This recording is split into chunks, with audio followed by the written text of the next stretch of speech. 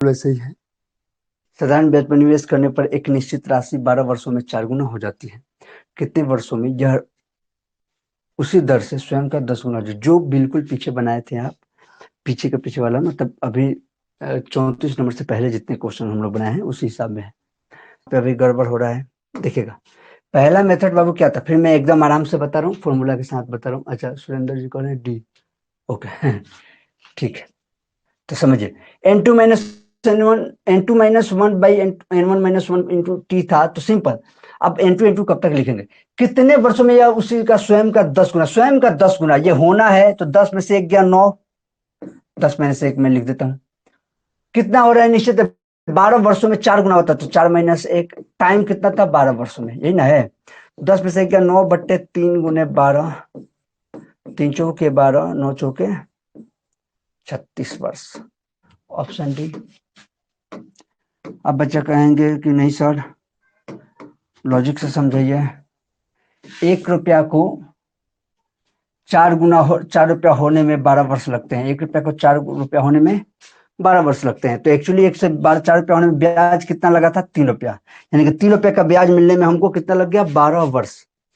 तो उसी तरह से 1 का 10 रुपया होना है, कितना ब्याज चाहिए हमको? 9 रुपये, यानी कि ब्याज चाहिए, तो कितना वर्ष लगेगा? देखो, 3 रुपये का ब्याज पाने में 12 वर्ष, तो 3 3 का 9, तो 12 3 36, तो 9 रुपये का ब्याज 36 वर्ष में, तब भी आंसर डी। हर सूरत में आंसर क्या रहेगा? डी ही रहेगा। ओके, तो यहाँ से ये क्लियर हो गया। आगे बढ़ते हैं, ये बताएंगे 36 नंबर। एक व्यक्ति ने 1,45,600 रुपए की राशि को अपने 15 साल और 13 साल के 2 बेटों में बांटने के लिए छोड़ दिया। दोनों ने अपने शेयर 10% वार्षिक की दर से साधारण ब्याज पर निवेश किए। यदि दोनों को 18 वर्ष की आयु प्राप्त करने पर समान राशि मिलती है, तो छोटे बेटे को प्राप्त मूल हिस्सा है। देखेंगे, अब पहले समझिएगा क्वेश्चन को।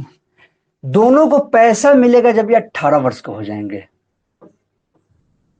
मान लो ये बड़ा वाला बेटा है, एल्डर ब्रदर है, और ये सबसे छोटका है।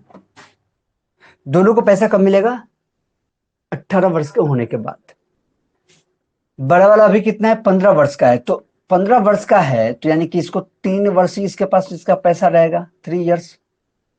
इसका पैसा इसके पास कितना रहेगा? 3 ईयर। और उसी तरह से छोटा वाले के पास पैसा उसका 5 ईयर रहेगा। क्योंकि भाई छोटा अगर 13 वर्ष का है, ध्यान देंगे, एक व्यक्ति ने 1,45,600 रुपए की राशि आपको अपने 15 और 13 साल के 2 बेटों में बांटने के लिए छोड़ दिया। दोनों को बांटना है, ठीक है, मतलब पहले दे नहीं दिया हाथ में, लेकिन बांटना है उन दोनों को।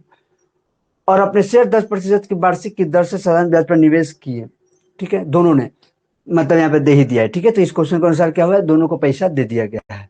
दोनों ने क्या किया? अपने अपने शेयर जो है वो 10% के रेट ऑफ इंटरेस्ट पे क्या करता है? सिंपल इंटरेस्ट पे वो क्या करते हैं? निवेश कर देते हैं, इन्वेस्ट कर देते हैं।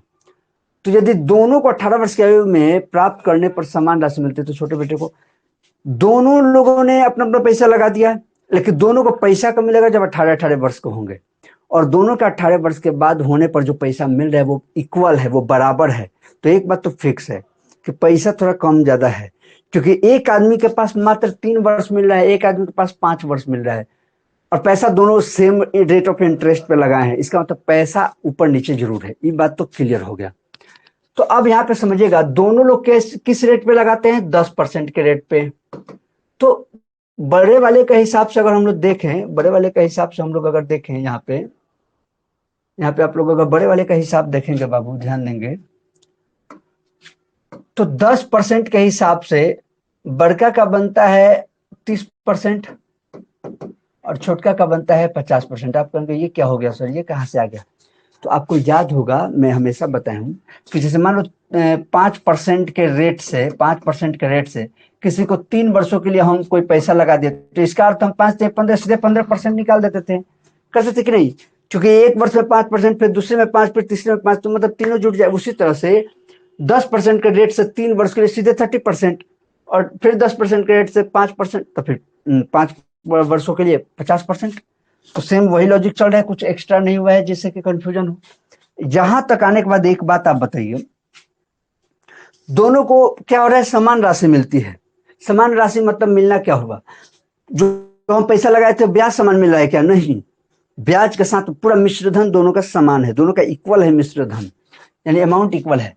तो मान लेते हैं बड़का को मिला था x रुपया, तो x रुपये का 30% ब्याज के साथ तो सीधे 130% निकाल सकते हैं, मिश्र धन हम सीधे 130% निकाल दिए। और छोटका को मिला था y रुपया, तो इसका 150% निकाल दिए।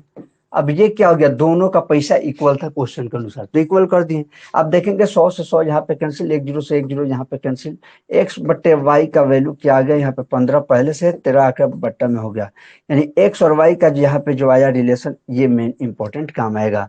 अब 15 और 13 जोड़ने पे होता है 28, ठीक है। अब ये जो पैसा है, इन दोनों का पैसा जोड़ के यूनिट में कितना हुआ, 28 यूनिट। तो इनडायरेक्टली आपको ये पता चला कि 28 यूनिट का जो वैल्यू है वो है आपको 1,45,600 रुपए। तो एक यूनिट का वैल्यू क्या हो गया, 1,45,600 बटे 28। उसके बाद कितने का चाहिए हमको, छोटका का निकालना है, तो 13 से गुना कर देंगे। तो यहाँ पे अगर समझ में आ जाए तो मैं डायरेक्ट छोटका का निकाल देता हूँ, 13 यूनिट का तो गुने 13। अब यहाँ पे कटाएंगे 14 दूनी 28, 14 से कटे 14 कम 14, 0 14 चौके 56, 0 0 2 से कटा दीजिए, 2 पचे 10, 2 दूनी 4, 0 0 और 3 से गुना कर 3 दूनी 6, 3 पचे 15, 0 1 56 0 0। ओ सर 3 थोड़ी है, 13 है ना, यहाँ पे 3 नहीं ना है, 13 ना है, 3 लिख दिए तो कहाँ से आएगा आंसर, 13 है ना, 13 से गुना करना है। 13 दूना 24, 13 पचे 65, 65 65 और 2 67, ठीक है 67। 6 7 6 0 0, 6 7 6 0 0 कौन है,